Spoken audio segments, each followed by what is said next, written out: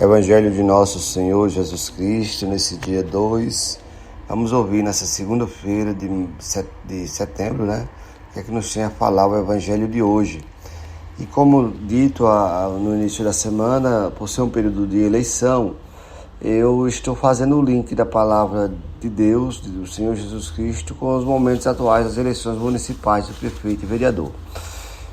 Consigo falar com propriedade, pois já exerci um mandato público, passei praticamente 16 anos dentro do sistema político, buscando conhecer e aperfeiçoar no que pude, implantando as ideias que julgava ser importantes para a sociedade. E agradeço, inclusive, em todas as oportunidades. Na minha última eleição na Câmara Municipal, fui o mais votado da minha cidade, perdi a outra para prefeito, mas de cabeça erguida, jamais me sentindo derrotado, muito pelo contrário, porque quem combate o bom combate nunca é derrotado.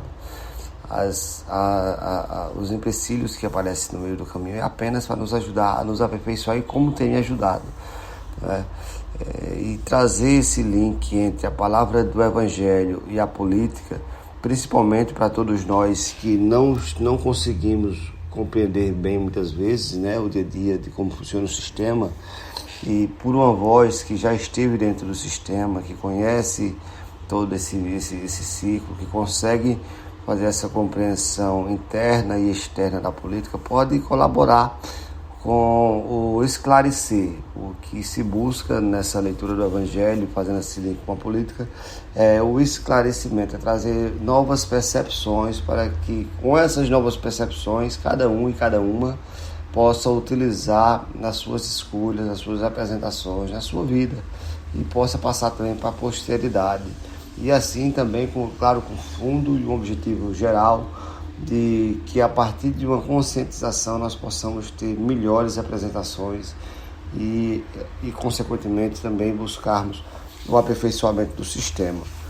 Sistema esse que há quem defenda que não tem nada a ver com religião, mas eu quero dizer a vocês que na minha concepção, sem envolver religião nenhuma, eu quero lhe dizer que tudo faz parte. Se está nesse mundo, se está no nosso caminho, se está nas nossas vidas, se Deus permitiu que assim existisse, é porque tem sua importância.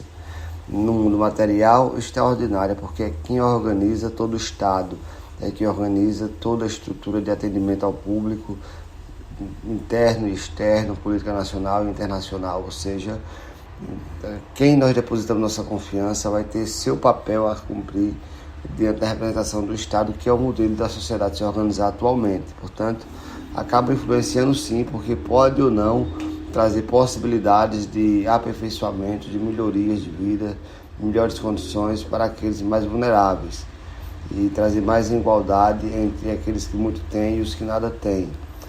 Portanto, é por aí que segue a política, e também não deixa de fazer esse link, porque, por exemplo, quem passa fome, como que você vai conseguir se refletir e raciocinar se você está passando fome?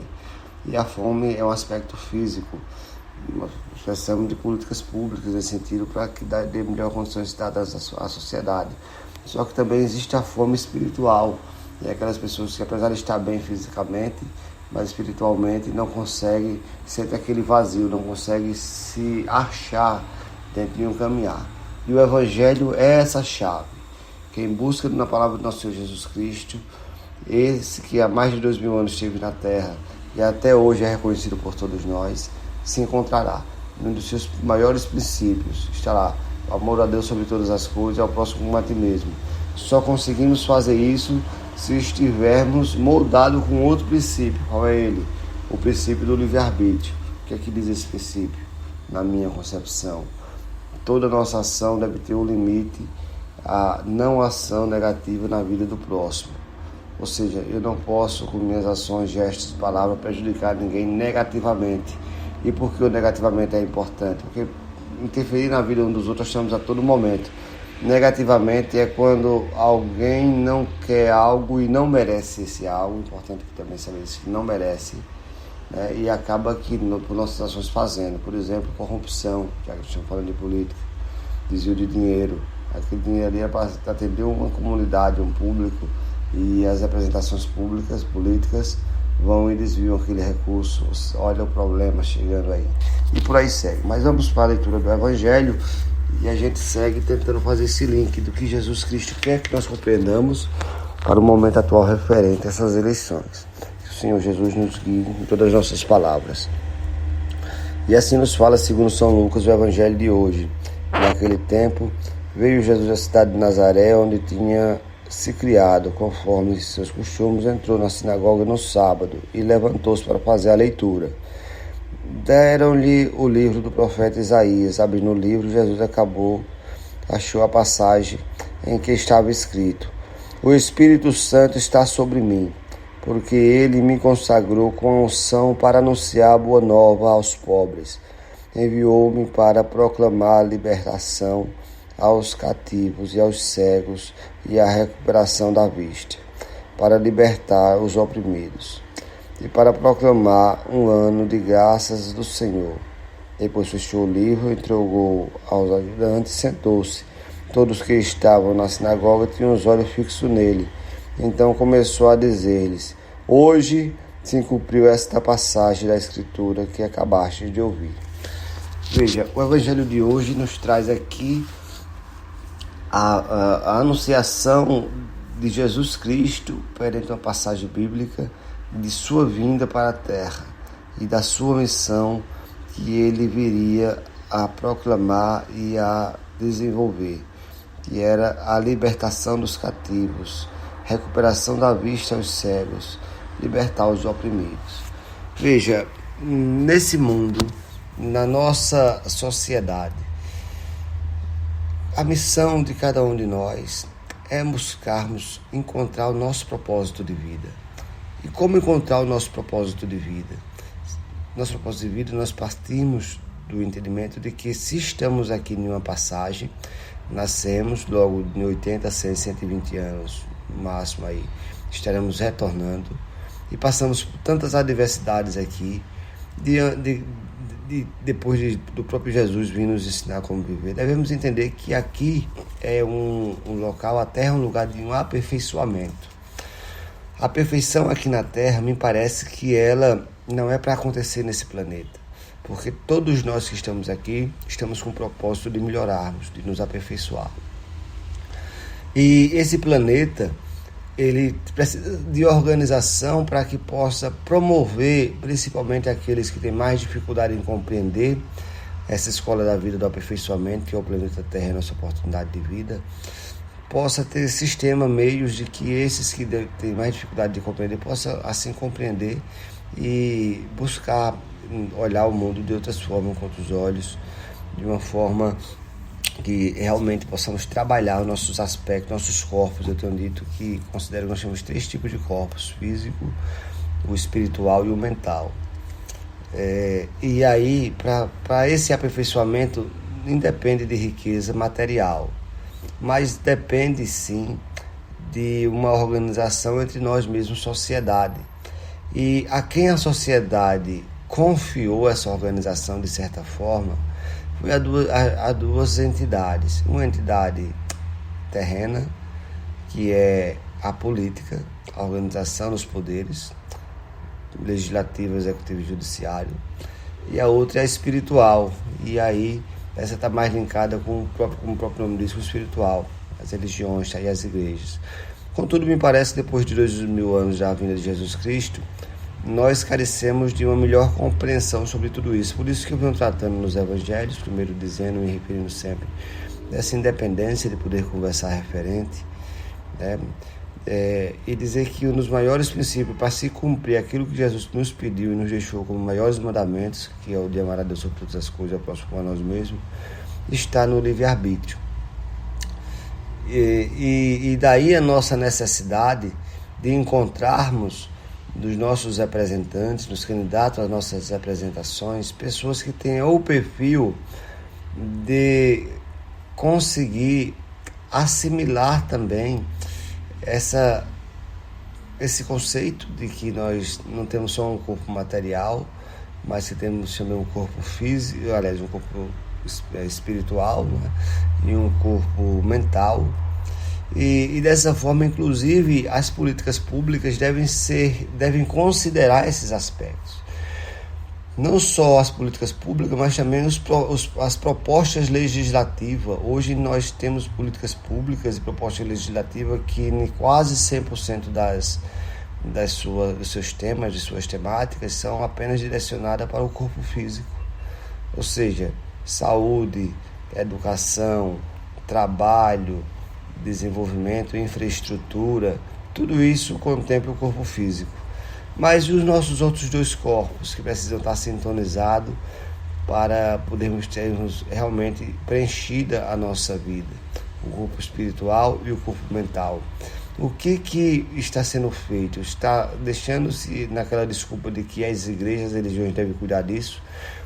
Devemos todos nós cuidar disso, inclusive cada um devemos cuidar disso. E precisamos ter representantes que possam nos ajudar a criar meios de trazer à sociedade uma forma de, globalmente, nós conseguirmos desenvolver